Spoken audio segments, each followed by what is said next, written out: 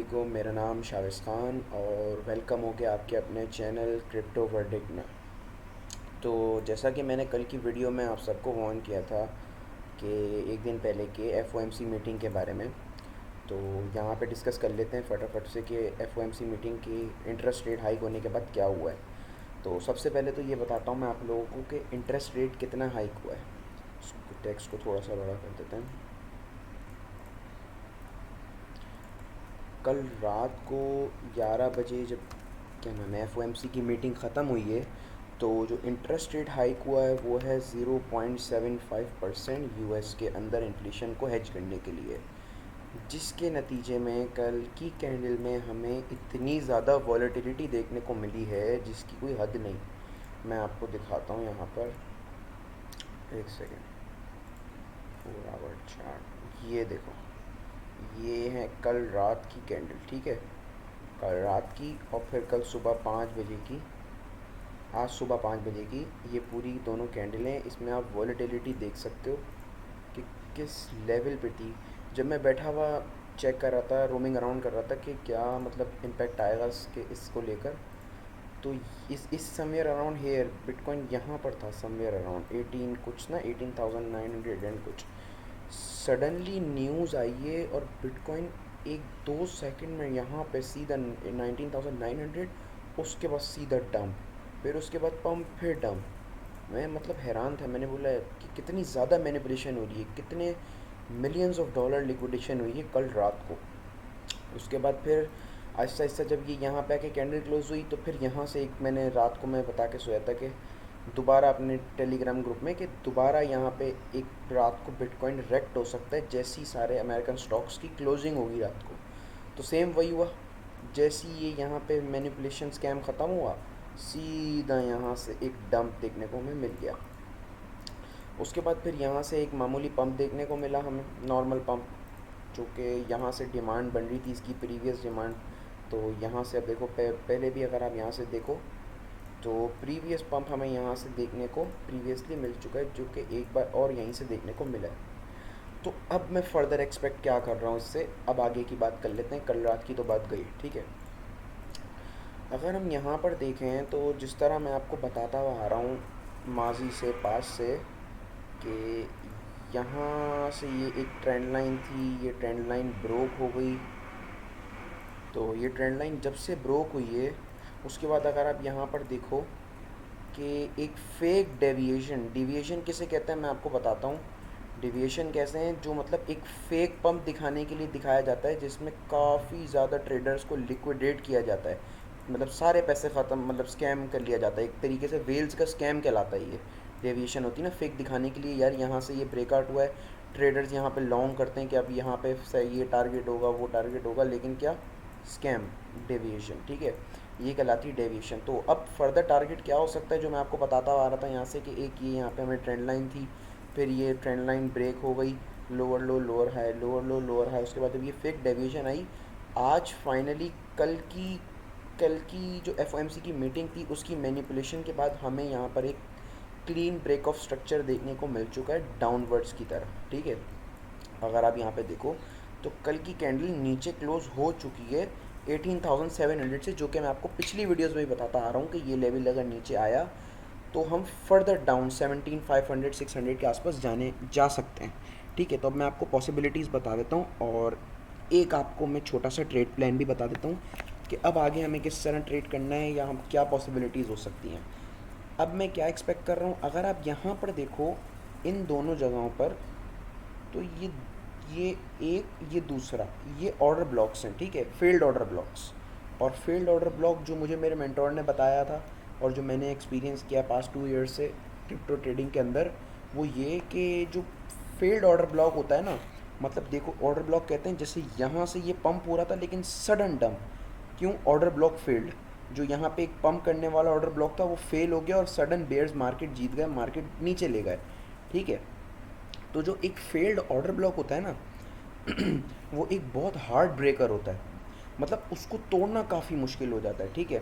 तो अब मैं क्या एक्सपेक्ट कर रहा हूँ मार्केट से, कि यहाँ से लेकर 20,100 से लेकर 19,500 तक ये कैंडल या अगली 2-3 कैंडल 2-3 दिन की यहाँ तक आ सकती हैं, ठीक है।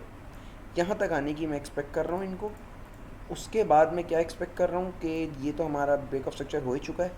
एक बार यहाँ आने के बाद अगर ये कैंडल यहाँ तक भी आ जाए तो सही है, लेकिन इससे ऊपर क्लोजिंग नहीं होनी चाहिए, मतलब 20,100 से ऊपर नहीं जानी चाहिए। यहाँ तक आके ये अगर यहाँ तक आके यहाँ पे हम लोग एक शॉर्ट की पोजीशन खोलेंगे। शॉर्ट की पोजीशन टारगेट हमारा क्या होगा, प्रीवियस लो सॉरी 18,100, और जो फर्स्ट टारगेट होगा हमारा होगा यहाँ पे 18,700, सेकंड टारगेट होगा 18,100 या 200। मतलब पार्ट्स में आप प्रॉफिट बुक कर सकते हो। और ऑफ कोर्स मैं आपका कोई फाइनेंशियल एडवाइज़र नहीं हूँ, ये मैं आपको अपना ट्रेड प्लान बता रहा हूँ। Always do your own research कि किस तरह बिटकॉइन आगे करेगा। No one can script this financial markets, ठीक है। तो ये मैंने आपको एक पॉसिबिलिटी बता दी, इसके पीछे का रीज़न भी बताया था कि इधर तक बिटकॉइन क्यों आ सकता है। तो अगर आप छोटा टाइम फ्रेम उठा के देखो, 4 आवर का टाइम फ्रेम, तो यहाँ पर आप देख सकते हो कि दोनों जगह हमें रिजेक्शन मिली है। मैं आपको दिखाता हूँ, ये देखो, एक बार रिजेक्शन हमें यहाँ से मिली, जिसके नतीजे में हमें एक यहाँ से डंप देखने को मिला। मैं मार्क कर देता हूँ, जिसके नतीजे में एक डंप हमें यहाँ देखने को मिला। अगर आप देखो तो ये डंप देखने को मिला, और एक रिजेक्शन हमें मिली है यहाँ से। ये वही एरिया 19,500 से 20,100 का एरिया, ठीक है। एक रिजेक्शन देखने को मिली है हमें यहाँ से। तो इस बेसिस पे मैं कह रहा हूँ कि बिटकॉइन की ये वाली कैंडल या अगली 1-2 दिन की कैंडल मुझे यहाँ दिख सकती है, यहाँ दिख सकती है, इवन कि यहाँ तक दिख सकती है। विक्स जिस तरह ये खाली विक्स हैं, ये ऊपर जा सकती हैं, लेकिन कैंडल नीचे क्लोज़ होगी इंशाल्लाह।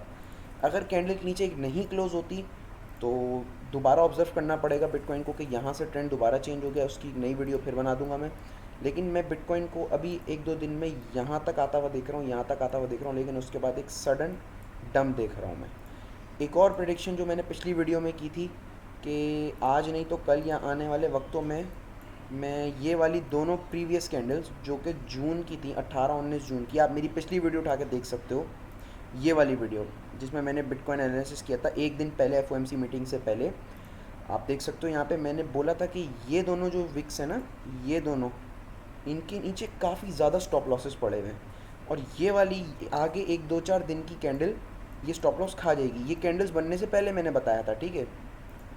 तो आप यहाँ पे देख सकते हो कि कल की जो कैंडल थी यहाँ पर, उसने इधर तक के सारे स्टॉप लॉसेस खा लिए हैं। अब हमारे पास कौन सा लेवल बचता है, 17,600। ये हमारे पास एक लेवल बचता है, जिस वजह से मैं आपको कह रहा हूँ कि यहाँ आने के बाद बिटकॉइन जो है, इसको चार्ट को मैं थोड़ा क्लीन करता हूँ। यहाँ आने के बाद बिटकॉइन ने जब यहाँ पे एक ब्रेक ऑफ स्ट्रक्चर हमें दिखाया, आप यहाँ पे देखो मेरे एरो को, यहाँ पे एक ब्रेक ऑफ स्ट्रक्चर हमें बिटकॉइन ने दिखाया नीचे की तरफ। अब कैंडल यहाँ से लेके यहाँ तक आ सकती है, उसके बाद एक डंप, और 17,600 तक हम जा सकते हैं, ठीक है। इथीरियम पे भी मैं थोड़ी सी नज़र डाल देता हूँ कि इथीरियम क्या प्रेजेंट कर रहा है। इसको हम क्लीन करते हैं चार्ट को। तो इथीरियम का मैंने ये आपको एनालिसिस बताना है कि इथीरियम जो है वो करंटली अपना ऑर्डर ब्लॉक तोड़ चुका है। यहाँ पे आप देख सकते हो, मैं आपको दिखा दूँ, ये जो एक काफ़ी अच्छा और तगड़ा किस्म का ऑर्डर ब्लॉक था, इथीरियम वो तोड़ चुका है। अब इथीरियम की और क्या पॉसिबिलिटीज़ हैं मैं आपको वो भी बता देता हूँ। अगर आप यहाँ पे देखो, उसने ऑर्डर ब्लॉक तोड़ दिया है। अब इथीरियम बैठा है सिर्फ अपनी जो प्रीवियस रेजिस्टेंस थी जून जुलाई के अंदर, जो इसकी एक रेजिस्टेंस थी 1, ये 2, ये 3 में ब्रेक हुई है, उसके ऊपर इथीरियम अपना बैठा है। तो मैं आपको इथीरियम की बाइंग बता देता हूँ कि कहाँ पे एक अच्छी बाइंग हमें मिल सकती है। एक बाइंग हमें मिल सकती है यहाँ पे 1140 के आसपास। दूसरी बाइंग मैं करूँगा अपनी 1050 के आसपास यहाँ पर, क्योंकि लास्ट टाइम भी आप देख सकते हो हमें इसी जगह से एक बहुत अच्छा किस्म का पंप यहाँ पे देखने को मिला है 2000 तक का, ठीक है। तो ये था मेरा एक शॉर्ट सा एनालिसिस। अगर आपको वीडियो पसंद आई है तो भाई लाइक ज़रूर कर देना प्लीज़, और चैनल को सब्सक्राइब ज़रूर कर देना अगर नहीं किया। और सिग्नल्स चाहिए तो मेरा टेलीग्राम ज्वाइन कर लो, वीपीएन कनेक्ट ज़रूर कर लेना टेलीग्राम ज्वाइन करने से पहले। अगर आपका वीपीएन इनकेस आपके एरिया या आपके कंट्री में अगर टेलीग्राम नहीं चलता तो। और अपना बहुत सारा ख्याल रखना। तब तक के लिए अपने भाई को इजाज़त दो। Bye bye.